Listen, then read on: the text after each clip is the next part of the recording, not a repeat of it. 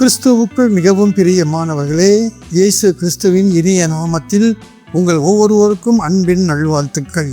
நோவா பெருவெள்ளம் நடந்த காலத்தில் வாழ்ந்தவர். மனித குலத்தின் புதிய தொடக்கமாக கருதப்படுபவர். ராகா ஒரு கானானிய பெண். இவள் மோசேக்கு பிறகு யோசுவா இஸ்ரவேல் ஜனங்களை வழிநடத்திய காலத்தில் எரிகோ பட்டணத்தில் வாழ்ந்தவள். இவள் ஒரு வேசி. கானானியர்கள் நோவாவின் மகனான காம் என்பவரின் வழித்தோன்றல்கள்.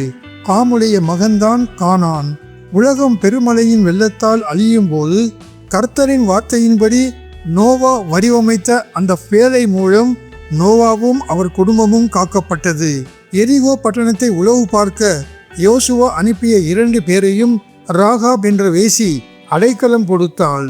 அவர்கள் ராகாப்பை விட்டு புறப்படும் போது ஜன்னலில் ஒரு சிவப்பு நூலை கட்டி தொங்கவிடு, ஏனென்றால் நாங்கள் இந்த பட்டணத்தை தாக்கும் போது உன் வீட்டையும் மற்றும் உன் குடும்பத்தையும் தெரிந்து கொள்வதற்கான அடையாளம் என்று சொல்லிவிட்டு சென்றனர்.